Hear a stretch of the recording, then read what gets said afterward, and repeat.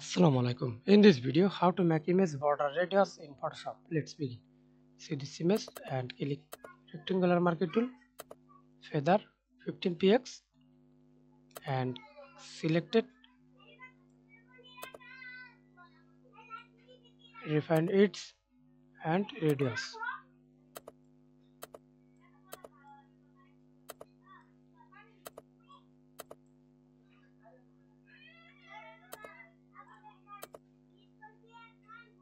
That's it.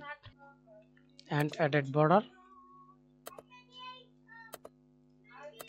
stroke, select stroke color, example white, sorry red, opacity. That's it. I do not use this. Thanks for watching video. Please subscribe to my channel, like, comment.